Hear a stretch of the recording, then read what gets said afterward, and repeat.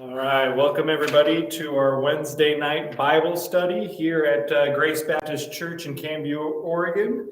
Happy to have those here with us today, as well as those who are watching online. Just a great pleasure having all of you.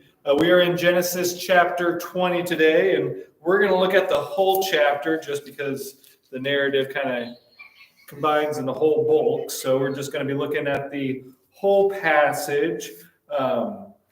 We won't read it because it is a little lengthy, but just go ahead and follow along because we will be breaking it down gradually as the narrative progresses. So we'll kind of cover the whole passage as we go through our Bible study. So, of course, if you remember last week, we talked about the incident with Lot and his daughters. And, of course, Sodom and Gomorrah have been destroyed. So they were destroyed because of wickedness. And Lot was spared because he was righteous, as well as God, had mercy on him and remembered him, because of Abraham. So we have the now in verse 20, verse 1 of chapter 20. We have now Abraham moved on from there. And the whole idea of from where? Where do we know that Abraham resided? Who remembers where he was? If you look back at chapter 19, chapter 18. It lets us know at least the last time it mentions of where he was at, where God appears. Chapter 18, verse 1. The Lord appeared to Abraham near the oaks of Mamre. Yeah, so that's where he was. That's where he was living at the moment. Was the oaks of Mamre, and so he moves on from there into the region of Negev and lived between Kadesh and Shur. And for a while, he stayed in Gomorrah. And in the map I have of the patriarchs, it kind of has, it's a little of southern kind of Israel. And you have Memorah, and he just kind of moved southeast a bit, according where according where Gomorrah was. So it's interesting because we wonder, why did he leave? He was there for a while. Can't remember sure how long he was there, but did he move because possibly of the destruction? Because as we're told at the end of it, Abraham in verse 27 of chapter 20 of verse 27 of chapter 19, it says, early the next morning, Abraham got up and returned to the place where he had stood before the Lord. He looked down towards Sodom and Gomorrah, and he was able in the land of the plain, and he saw dense smoke rising from the land. So, it's obviously, that still means it could be a ways, but at the same time, he's able to see the, smoke from the destruction. And as we know, Abraham had a large flock. So large that him and Lot and his men were arguing because, the land couldn't, hold both of their animals. So I almost wonder if, Abraham was concerned, well, the plains have been destroyed, will the animals have something to eat? Or, again, was it just, we kind of want to leave because we don't want to be kind of next to an area that's been destroyed because of their wickedness? Because again, you think about that, just kind of getting up every morning and going, oh, look, there's the destruction of Sodom and Gomorrah. Maybe he didn't want to be reminded of it continuously, or, who knows? But it's just kind of an interesting thought of, why is he leaving? Was it because, his animals had already, eaten enough of the area where he needed to? Was it because of the destruction of Sodom and Gomorrah?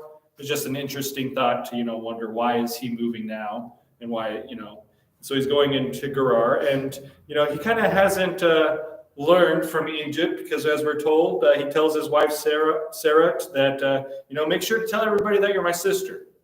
Go ahead, and if anybody asks you, you are my sister. I'm not your husband. And of course, just like the incident with Pharaoh in Egypt, Abimelech, the king of Gerar, he sends for Sarah and he takes her for his wife.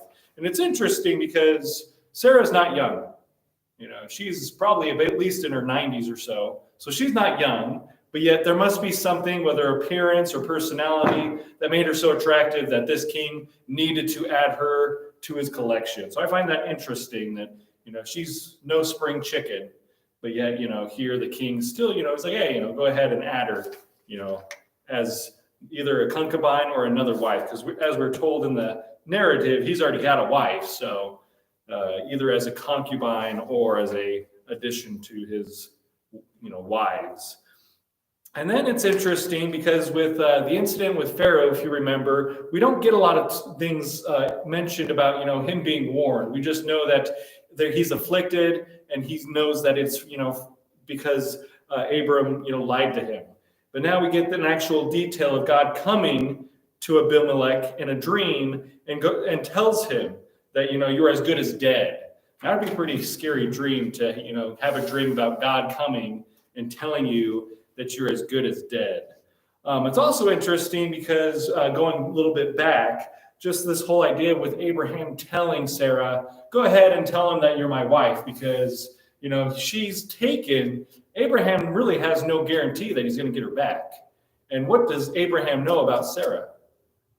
That she's supposed to have his heir. So I find it interesting that Abraham's just like, well, you know what? Tell him you're my sister, so that they can go ahead and take you off, because that's a big risk. She's supposed to be the mother of his heir, the one mother that God has, placed on this covenant that all of his heirs that are going to be nations are going to come through him. So I almost wonder if Abraham just trusted that since God promised that, no matter what happened to Sarah, she'd be okay. She would come back to me, especially, having already experienced the incidences in Egypt, knowing that, okay, she was taken then, God protected her. If she goes now, she'll probably be protected again. So it's just interesting, though, that Abraham's kind of taking that risk. See? I believe in Sarah's case that she aged very slowly, and her beauty went with her wherever Abraham took her. Mm-hmm. And she did not look as old as the Bible tells us, of 80 or 90, but that she looked much younger.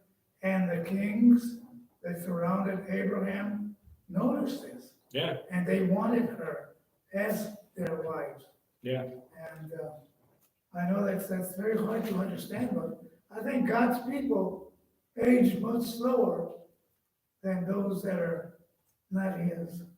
They get old fast, and they also very reluctant even to follow God in an older age. Mm-hmm.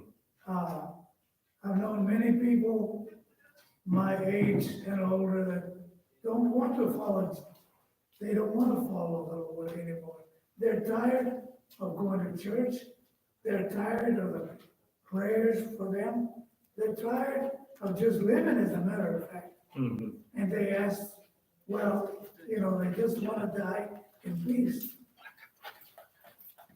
But the thing is that we have to understand that we belong to God regardless of how old we are.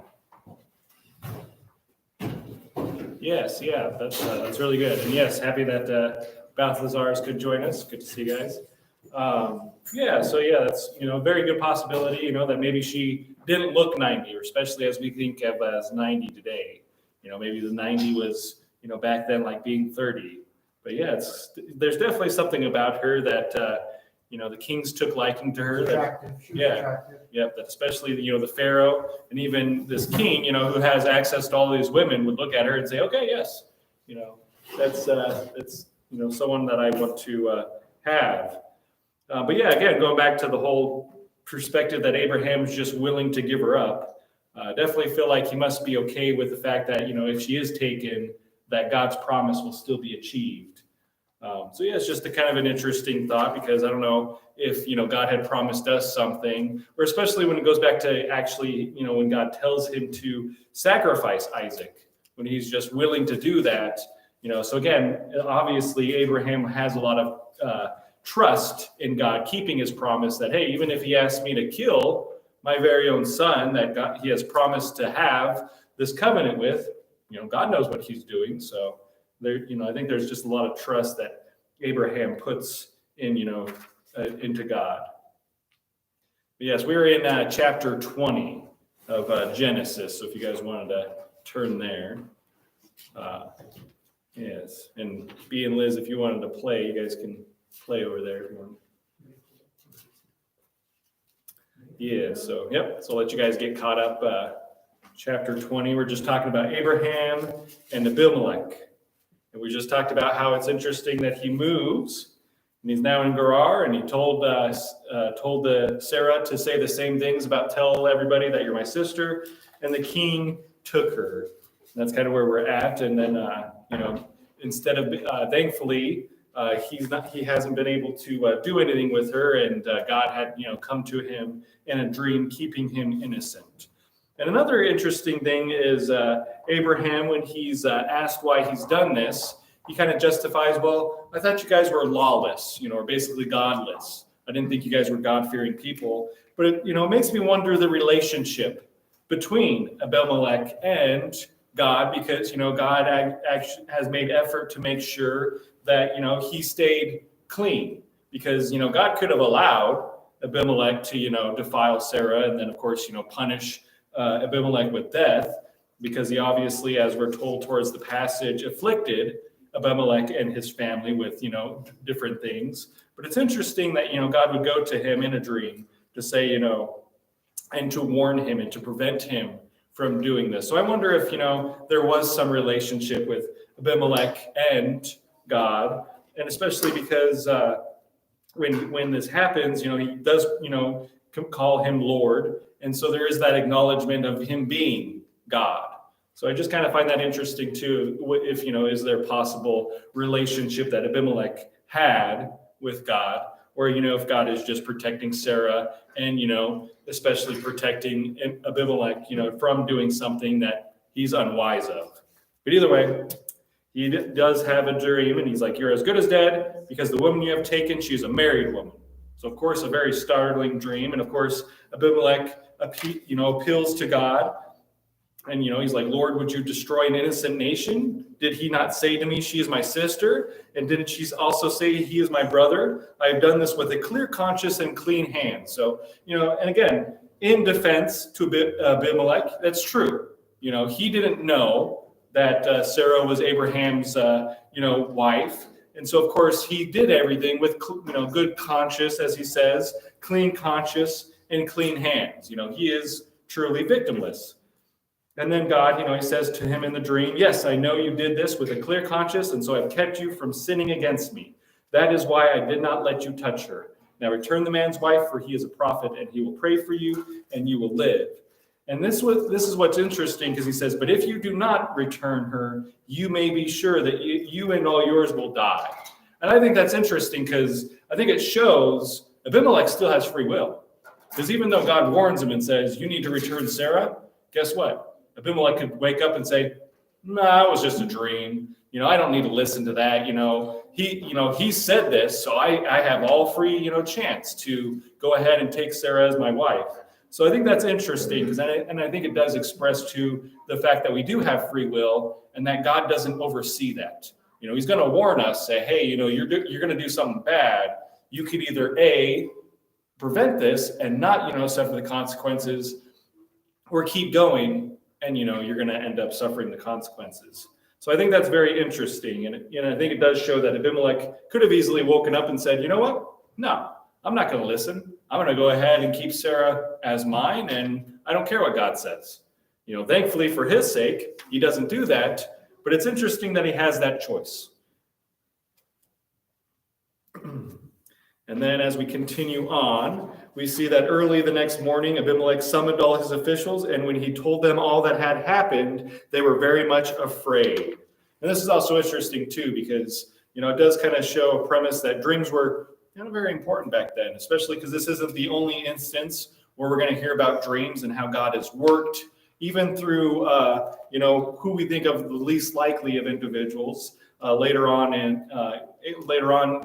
Pharaoh has the dream about, the cows and how it symbolics the famine and everything. So it's interesting how God can work in dreams and how people see the significance of that. God has, talked to me in the dream, and rather than just, sway it off as nonsense, they take it actual serious. In verse 11, it tells us why Abraham acted that way. It does. Yeah. And it says, because she really is my father's daughter, Yeah. but not my mother. Yeah. Yeah. So, see, here's my daughter in the way, and Yeah. my sister. Yep. And he was defending himself that he was not lying That's to true. the king. That's true. Yep. That is true. But yeah, they're afraid. And then I like, when Abimelech calls Abraham in and they have this discussion. I like Abimelech's response. And I feel like it's just, he says, "What have you done to us? How have I wronged you that you have brought such great guilt upon me and my kingdom?" And it's true. And it was like, "You have done things to me that should not have done." And we could see that Abimelech's kind of hurt. It's like, "You kind of deceived us.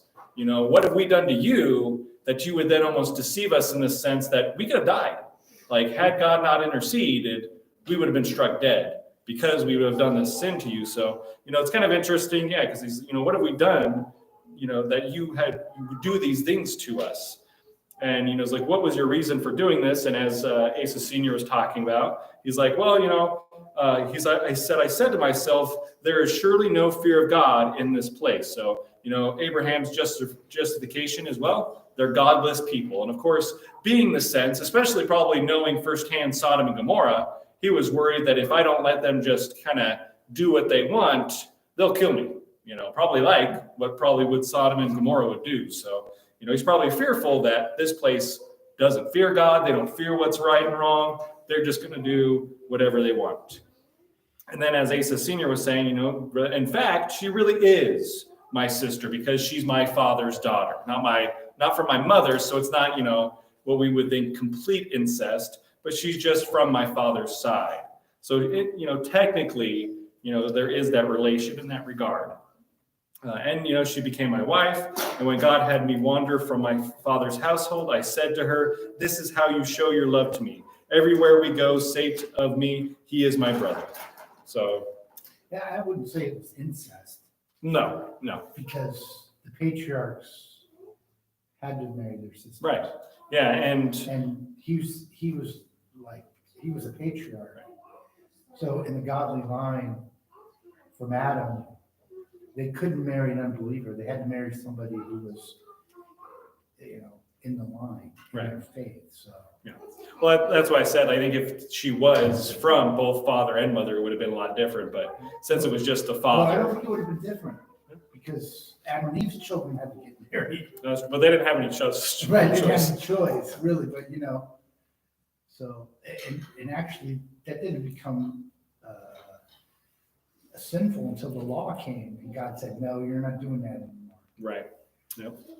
Yeah. But yeah, so it's, you Even get, though they probably still did. yeah.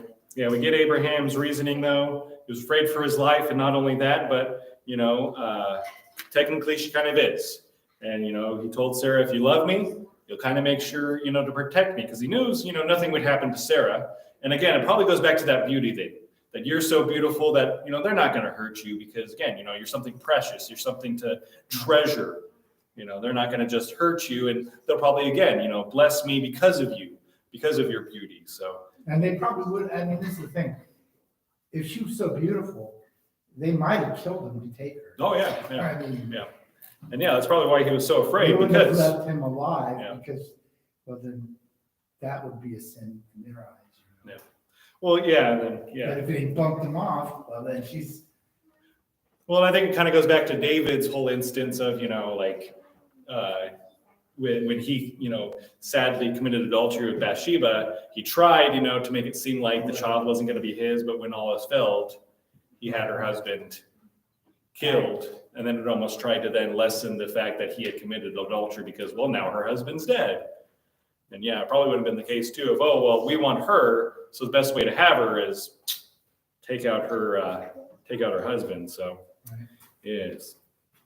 And then, surprisingly, Abimelech is not upset, probably because God told him he's a prophet, and especially as we're told towards the end too, that all of the wombs in his, his wife and all of the female slaves have been closed. And since God also told him that he'll pray for you, there's probably like, well, we can't be mad at him because he's the only way that we're going to be better in this situation. So he brings them sheep and cattle and male and female slaves and gives them to Abraham. And he returns Sarah to him, and Abimelech says, "My land is before you. Live wherever you like." And to Sarah he said, "I'm giving your brother 1,000 shekels of silver. This is to cover the offense against you before all who are with you. You are completely vindicated. So it's interesting. And then it almost kind of makes you wonder if God didn't plan for this to happen, because this is a way that Abraham is blessed. Here he comes into possessions of sheep, cattle, slaves, and even land now. Before, he's kind of leaving a new place and coming to a new place. He's a foreigner. And now, the king has granted him access to any land before him. So it does make you wonder if, God is okay that this happened, okay? Because now, through this king, I have blessed you. And now you have all these animals. Now you have these people to work for you. And also now you have this land. So God has ensured that Abimelech, would be warned, but at the same time that Abraham is now blessed. And then Abraham prays to God, and God healed Abimelech. We're not sure what afflicted him, but we just know that he was obviously afflicted with something, that now he's healed, and his wife and his slave girls, so they could have children again. For the Lord had closed up every womb in Abimelech's household because of Abraham's wife, Sarah. And that also makes me wonder, how long did he have Sarah? Did they know that, his wife, as well as all of the female slaves, did they know that the wombs were closed? Was that something they could tell, or was it a long period of time where they kind of came to the knowledge of, hey, they're not having children anymore. There's something wrong. So it kind of makes me wonder, too, if they knew for somehow, or if it was just the thing where they knew something was wrong, and thankfully Abraham's praying, they knew something, it fixed something. So Yeah, maybe that's why they took Sarah. It's like, okay, something's wrong with working around here. Maybe we need to. Well, it seemed like it was because they took Sarah, not before that, though. It seemed like it was a consequence that because they took Sarah, God had closed it. So again, it makes me wonder, how long did they have possession of Sarah to figure that out? Or was it just, something that was a circumstance where hey, the all thing is better now. But it's an interesting narrative. This isn't going to be the last time we hear about Abimelech. But again, we have a very similar story of, Abraham going somewhere, being fearful of his life, kind of telling Sarah, just tell everybody you're my sister, which is true, but don't let the fact be known that you're my husband. And, the ruler of the nation then takes Sarah, and they're warned in time before they could do anything, and they're spared any death. And because of this, Abraham is then blessed. So I think, we're told this because, here is God working things into Abraham's favor, that Abraham then comes out on top, ultimately. He is then blessed with a lot of different things.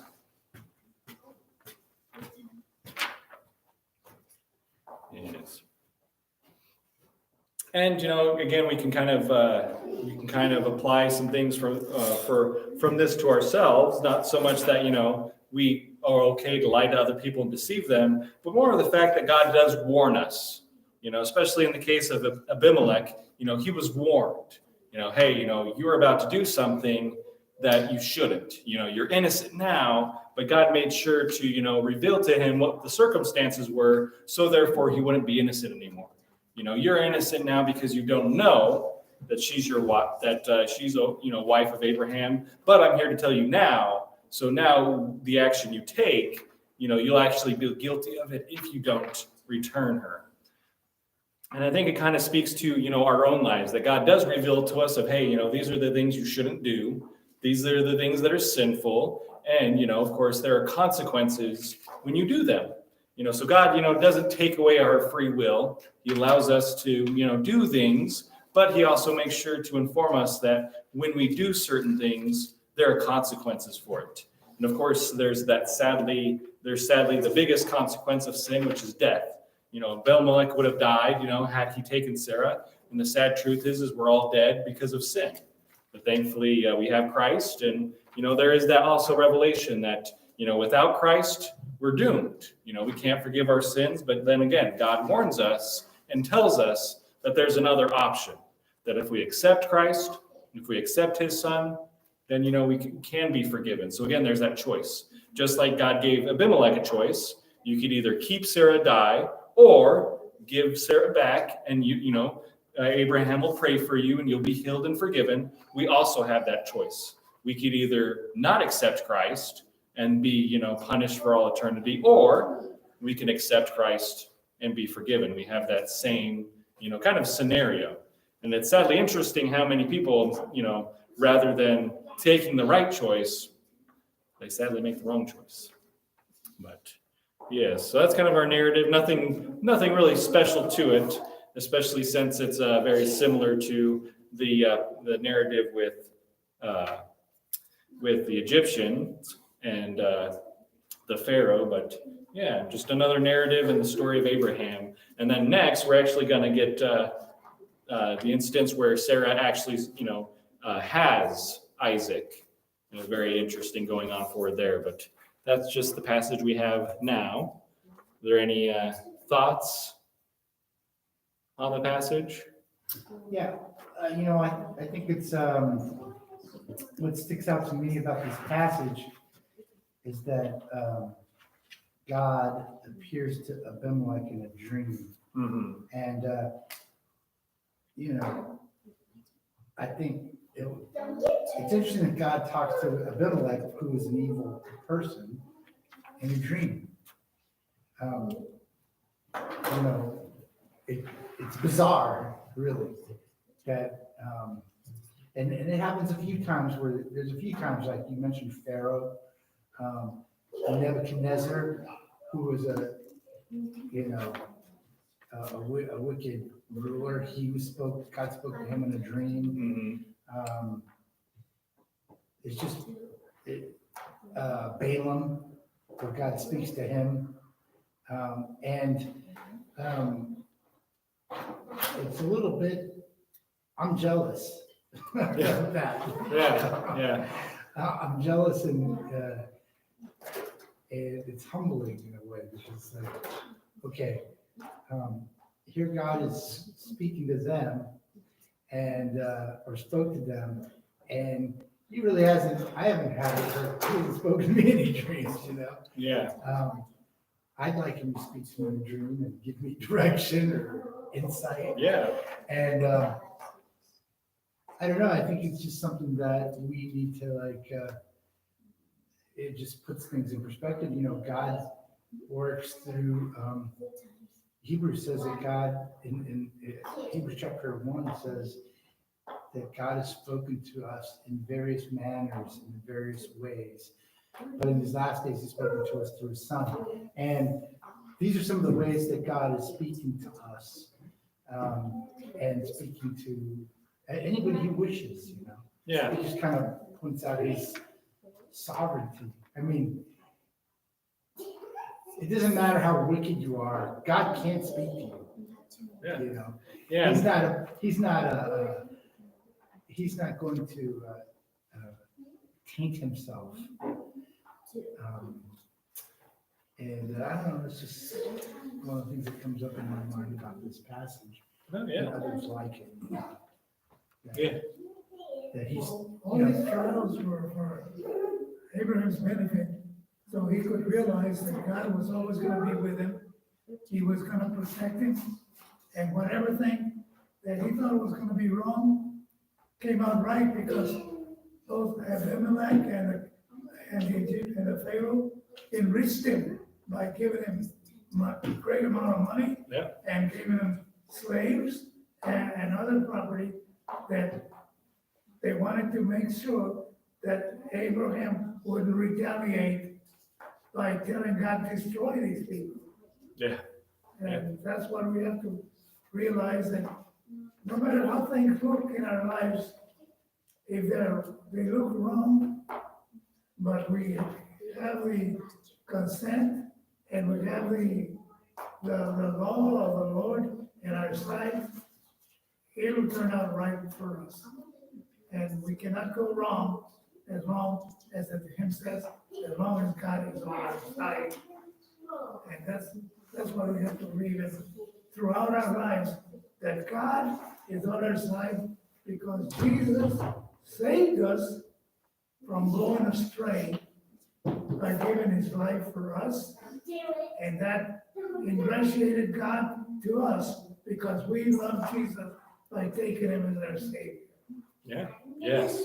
Yeah, both Asas make great points, and I like, just the connection there of God's sovereignty. That no matter the rulership, no matter how powerful someone is, or like Asa Jr. said, no matter how wicked it is, God's sovereignty oversees all. Whether it be the Pharaoh, who is the ruler of a mighty nation, or even here King Abimelech, God used both of them for His own will. That Abraham would hand over Sarah, God would intervene and say, hey, stop this. And they would give Sarah back and also enrich Abraham because of that. So it does show God that God uses anybody, and He'll use anybody, and He uses everybody and anybody. This isn't the first time that He uses Pharaoh. He uses Pharaoh to kind of provide for the nations when there's the big famine. But then again, He uses Pharaoh, obviously a different Pharaoh, many years later to show His power, and just kind of also what happens to, someone who doesn't listen to Him. Because in these instances, the ruler listened. They were fearful. They kind of were humbled and thought, well, okay, here's an actual man of God. We will listen to him and care. But then during Moses' time, you get to the Pharaoh where he then becomes so prideful and thinks, I don't need to listen to you. I don't need to listen to your God. I'm more powerful. And we see the consequences of that. Rather than, make the right decision like Abimelech did and, give back, Sarah to Abraham, Pharaoh refuses in Moses' time. And because of that, he's then wiped out along with all of his people, or at least all of his armies. And even his land has to suffer with all of the plagues. So, it does show that God will use you, but you better make sure that when He does, you make the right decisions, because there can be consequences if we are prideful. If we think, well, God, I don't have to listen to you. You've warned me. Moses warned Pharaoh several times, and God gave him the chance that you could simply let, all of the Hebrews go. But, he hardened his own heart, and he was punished for it. So.